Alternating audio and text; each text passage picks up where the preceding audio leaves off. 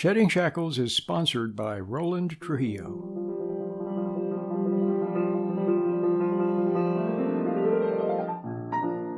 Welcome to Shedding Shackles. Today's topic is The Truth Shall Set You Free. And now, here's your Shedding Shackles host, Roland Trujillo. My name is Roland. The program is called Shedding Shackles. Today, I'm going to do what I always do. I turn the microphone on and start talking. And hopefully something good will come out. This is indeed a very stressful time because there is immense pressure upon all of us. Immense pressure is being put upon us. And I want to talk about pressure today, what it is, and how to resist. And I want to begin by talking about what most people do when they are pressured. Now, when I say pressure, what I mean is a kind of an unnecessary pressure. You know, if you push your foot against the wall, I'm just making up some example, then you feel a little pressure. Well, that's a natural pressure. And when there's gravity, that's a natural pressure. And when you're walking outside and a wind is blowing, that's a natural pressure. But the kind of pressure that's put upon us is ultimately, actually, of a spiritual origin. And it's a kind of hate. I was listening to an interview of Father Malachi Martin. He was the exorcist. He performed many exorcisms. And he was asked about the exorcism. And at a certain point in the exorcism, there is a confrontation when the controlling or obsessing entity comes forth. And he said that's what's really frightening about it is that you sense that you are in the presence of something that hates you, hates you, hates you, hates you, and wants you dead.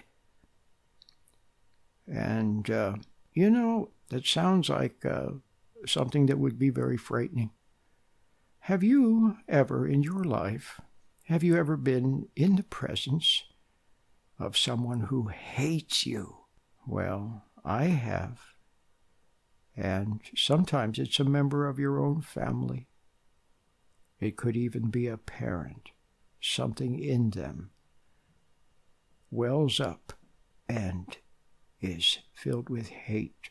So ultimately, that's the source of pressure. Now, as it filters down through authorities and bureaucrats and experts and schoolyard bullies and teachers and administrators and parents and babysitters and, anyone that's any kind of an authority, as it filters down, this pressure takes various forms.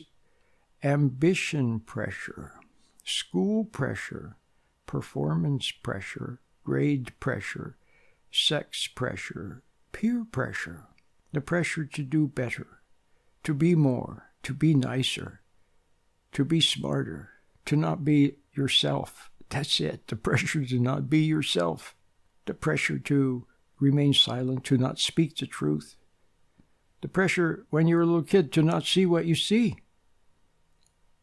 Yeah, you're not allowed to see what you see, and you're not allowed to say the truth. And the pressure takes other forms. For example, impatience is a pressure.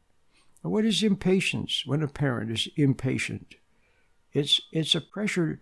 It's trying to make you to do something before the right time, to make you do something that you don't understand or that doesn't sit right with you. It's a pressure to make you do something so that they can go off and do whatever they want. It's a pressure to be ambitious, to try to get you to rush hastily and do something hastily, to get it over with. They want to get it over with so they can go have their Starbucks coffee or talk to their friend or do something else.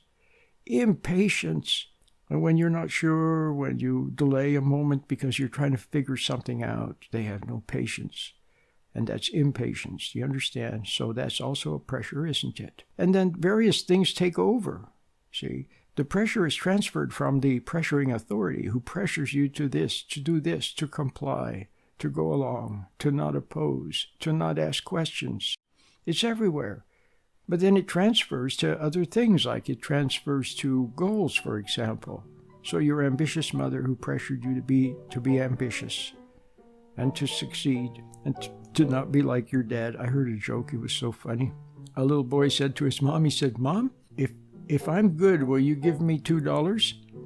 And the mom says, "Why don't you be good for nothing like your dad?"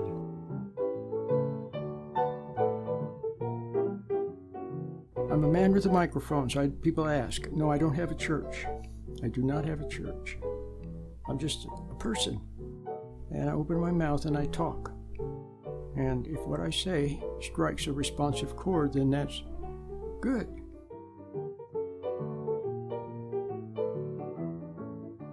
A little boy said to his mom, he said, "Mom, if I'm good, will you give me $2? And the mom says, "Why don't you be good for nothing like your dad?" So she pressures the kid to be ambitious, to be not like dad.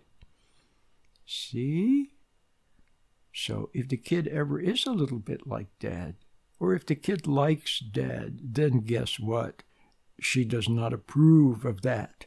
So anyway, you got the idea. Pressure, pressure, pressure. So now, how are you going to deal with this pressure? But you see, so now you understand it extends from there all the way, from the top to the bottom. So at the top, you have the terrible pressure that we're being put under now to comply. See? And if you dare to speak up, well, then you are called what? You're said to be spreading misinformation. That's right. See? So you did. So it's just like when you were a little kid. You know, the mom goes somewhere and leaves the little kid with the aunt, and when the mom comes back, the little kid says, "Aunt was mean. When you weren't away, she was mean, and she grabbed my arm and squeezed it, and she yelled in my face and everything." Don't say that about your auntie. Why, your auntie is a very nice person. You must have done something to upset your aunt. See? So you're not allowed to see what you see. You're not allowed to say what you say. And the last thing they want to hear is the truth. You see? So anyway, it goes up and down. Well, luckily we still have some freedoms here in the United States, although they are diminishing. But in other countries, well, if you go to North Korea, for example, well, then you see what kind of pressure there is there. Now, I've been talking about pressure. So now do you understand that it's a kind of it's a pressure that actually has a spiritual origin. It's not a natural pressure. It's an unnatural pressure, and it's an unnecessary pressure. And it's a loveless pressure. You understand? So what I want you to also see is don't hate your mom who pressured you, or your dad who was angry, or the teacher who was impatient, or the coach who was mean, or the schoolyard bully who was cruel, or the arbitrary administrator who had no love, who was loveless and arbitrary. Don't hate them. Realize that it was done to them. It was done to them. They conformed to the pressure eventually, and it got inside of them, and then inside of them, it then did to you what was done to them. It's that simple. So they're a victim also. So don't hate them. Don't hate them. But now, what does pressure become then when you succumb to the pressure? Well, as soon as the pressure starts to get to you, then what happens? Well, you become angry, you become upset, you become nervous, or you become anxious, and then what happens is the emotion separates you from your inner ground, from your center of dignity, and then you can only respond like an animal with conformity or rebellion. And then your mind, which is like a computer, your computer brain, then starts searching for some way to get out of the pressure, to escape from the pressure, to counter the pressure. And you start thinking of escaping and running away and this and that, and none of these things sound right and they don't seem to work. And then you might think of, well, then just escaping into alcohol or drugs. Some people do that. But what ultimately ends up happening is the pressure that you have internalized and makes you upset eventually usually end up conforming to it. You try to rebel, You rebelled in the wrong way, in an angry way. You get upset, you get a tummy ache, you get a headache, and before long the pain of resisting improperly causes you to give in and go along. And soon you develop a habit of giving in and going along, because by giving in and going along, you spare yourself the pain of resisting wrongly. So you end up becoming a doormat, a goody two-shoes, a people pleaser. You just go along with whatever they say. You just go along with it. Well, the problem with that is you end up not being yourself. You end up selling yourself down the river. And they end up taking you over and taking everything anyway. I remember there used to be a nice man that was on the radio many years ago from, I think he lived in Modesto or Stockton or something. And he was on a Christian station, one of those that goes throughout the, Stockton, Modesto area, and comes all the way to the Bay Area. I used to love listening to him. He was on Sunday afternoon, if I'm not mistaken. But anyway, he said, you're better off saying no on your feet than having to say yes on your knees. And I always remember that. So most of us end up saying yes on our knees. We end up saying yes on our knees, so you have no dignity anymore. And the more you give in to any pressure, see, there are so many different kinds of pressure. There's even pressure that assails you from within, a faceless, voiceless pressure that pressures you towards something. And whenever you give in, it pressures you, or the peer group. They pressure you to take a drug. And you know you're not supposed to do it, and your mom said not to do it. And they pressure you, and they say you're not cool if you don't do it, and so on and so forth. Then eventually you give in to the pressure. But you know what? After that, then it's easier to give in a second time and a third time. See? And there is a slippery slope. Oh, yes, you've heard of the slippery slope. Well, there is. So as soon as you start to give in, then you give in more and more, and eventually you've given it all away. So that's what's happened to the United States. See, you have the United States is filled with compromisers. You see them everywhere. Every organization, every group, every corporation, everywhere you go, almost every. I mean, when I say every, it is almost every now. That's how we're losing our country. They compromise. They think, well, if I just go along for peace. Remember Neville Chamberlain?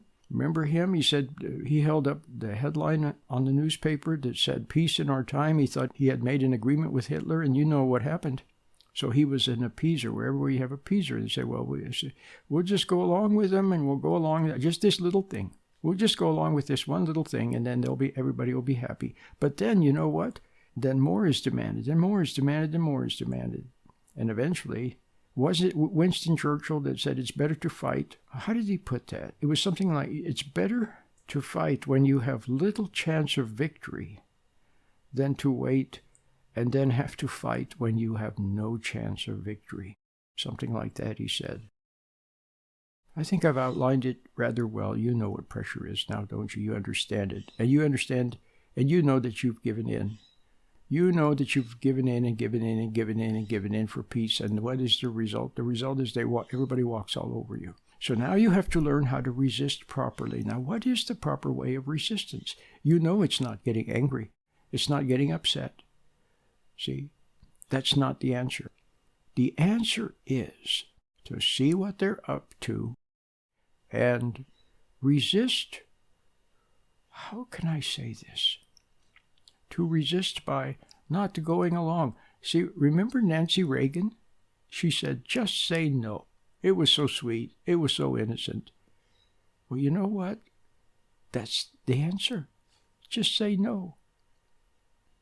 And if they get upset, that's too bad. They get upset. Just say, hey, I did the best I could.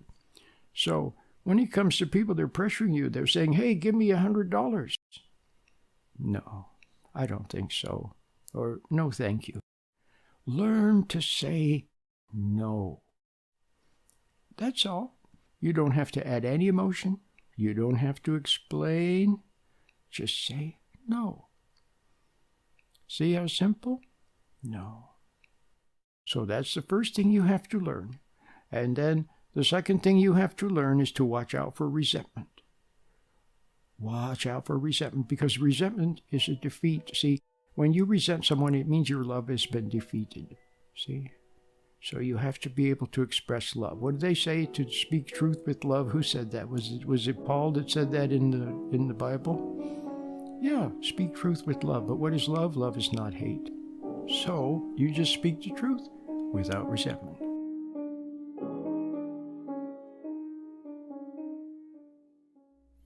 As our lives slowly return to normalcy, you may find yourself facing issues that you haven't faced in a long time. Roland is ready to help with them. Call our toll-free advice line at 510-455-8851. That's 510-455-8851. Leave a message, and your question may be answered on the air. This is Jeremiah Trujillo. I'm a pianist and played some of the music that you hear on Shedding Shackles, such as Amazing Grace, a traditional Christian hymn in an arrangement by Jack Schrader. Thanks for listening. So you have to be able to express love. What did they say? To speak truth with love. Who said that? Was it Paul that said that in the Bible? Yeah, speak truth with love. But what is love? Love is not hate. So you just speak the truth without resentment. Now, the other thing you have to learn is to speak up for yourself. Why? Because A, you're totally suppressed. Your whole life you spent suppressing. So you have to learn to speak up and speak the truth. State your points calmly. It's not your job to try to win someone over to your view. Just state your points calmly and then take leave. That's all. And then they're stuck with it. If they don't like it, that's too bad. But you spoke the truth and they heard it. See, you spoke it and they heard it. They didn't want to hear it. That's what they don't. They don't want to hear it because when they hear it, then they have to deal with it. So you speak the truth and then take leave. And if it gives them indigestion, well, that's too bad for them. Or it's actually good for them because maybe the indigestion will wake them up to begin to think about it and realize that they've been unreasonable. See, that's the thing. People are unreasonable. Everywhere you go, there are unreasonable authorities.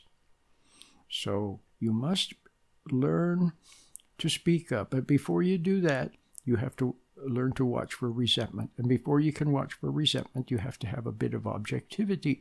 And before you have objectivity, you have to be back in touch with your own calm center of dignity. You have to be back in touch with the inner light of intuition. When you were a little child, you saw things. You saw your parents fighting, or you saw that some kid was being mean, or you saw that they were being cruel to another child, or you saw sweetness in the face of a little child or something. You saw it so clearly. It was outlined in your consciousness by the light of truth, the inner light. Well, now you must refine that inner light, and that's why I've made the little meditation, which is free.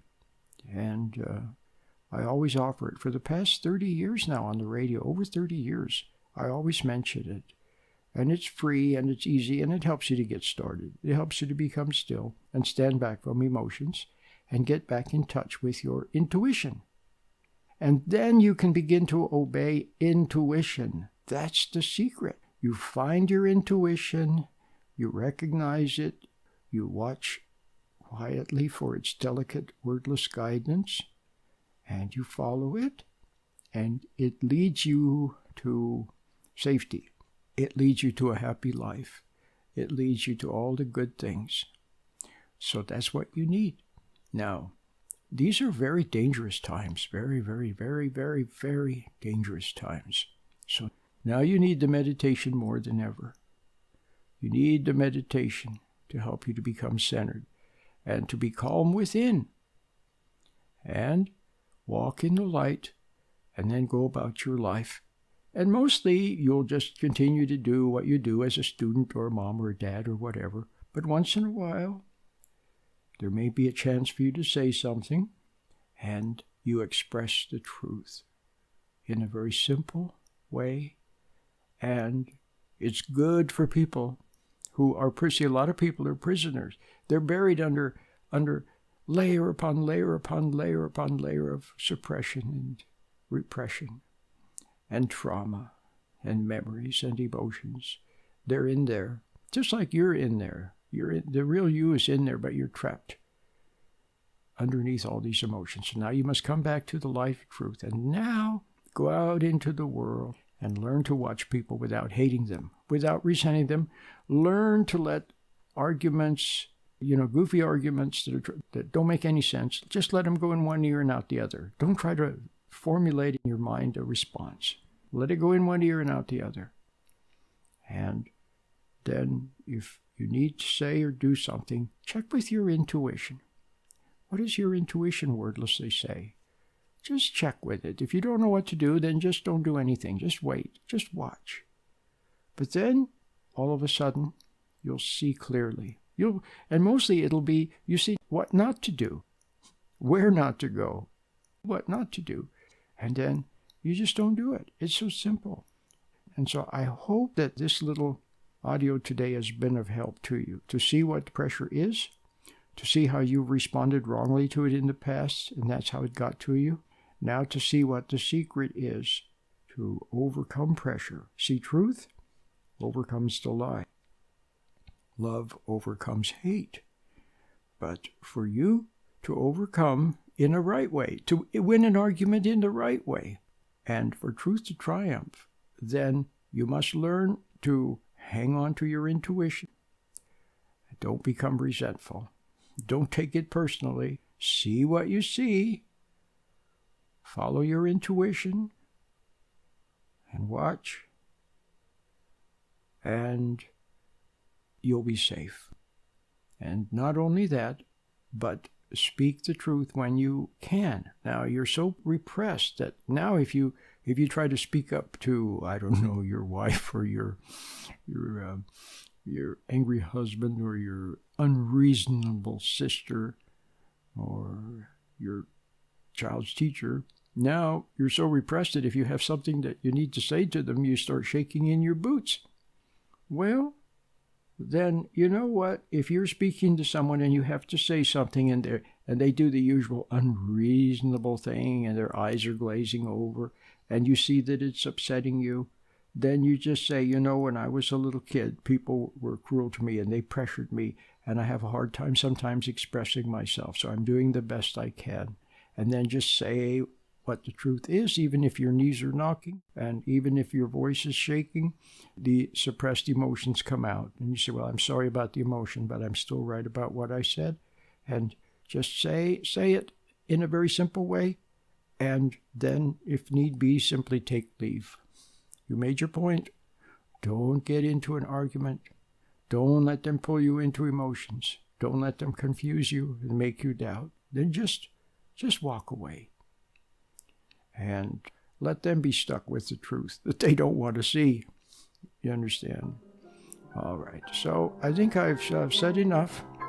Get the little meditation if you will, and give it a try. It could do you a world of good.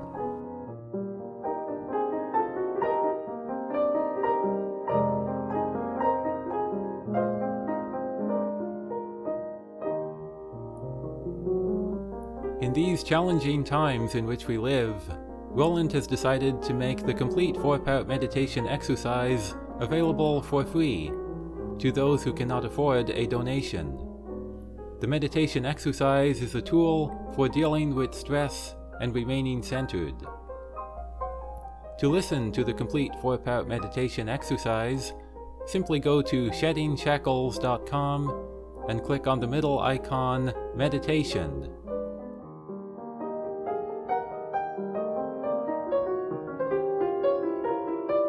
After a lifetime of concessions, you don't know how to speak up without becoming angry and upset, or suppressing and holding everything in.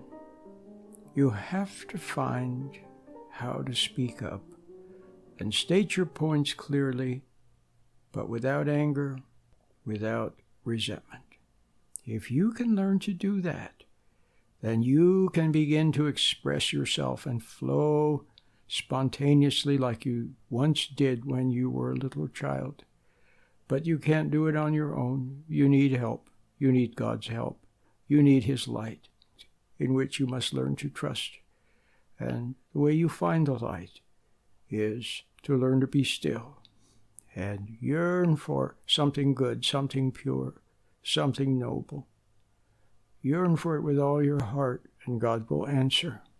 And with the help of the little meditation, maybe you can begin to access that light and flow from it and live in it and love it and walk in the light. Your family needs you to be such a person. They need you to be strong, but not angry. They need you to see clearly and not doubt. And you can help them tremendously by that, and by not being impatient, and by not being angry, and by being calm. They need to see you calm, and God will help you with that also. Are you interested in improving your relationship with your partner? Or how about improving your relationship with your kids if communication is not so good? Okay, and then how about getting rid of hurt feelings and misunderstandings and so on? Well, then you really ought to read one of my books about relationships and about marriage. And one of the ones that I don't talk about a lot, I should talk about more, is my book called Putting the Forever Back in Love.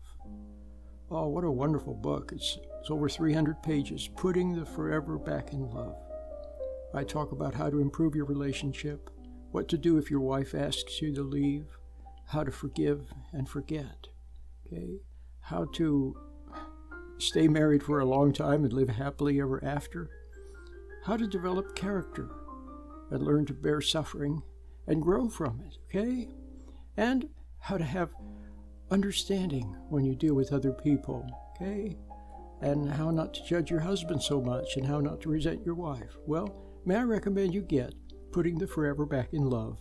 Just visit sheddingshackles.com or talktoapastor.org, and you can preview it for free. It's also on Amazon. Putting the Forever Back in Love. I think you'll really enjoy it.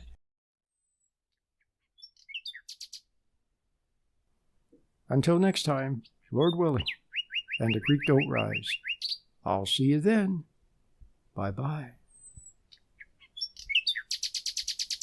You have been listening to Shedding Shackles with your host, Roland Trujillo. Now you can listen to Roland anytime by logging on to www.sheddingshackles.com. You'll find lots of free, helpful information, and you can also order materials or make a donation by using your credit card. Once again, the web address is sheddingshackles.com. Please remember that Shedding Shackles is listener-supported. Thank you. Shedding Shackles is sponsored by Roland Trujillo.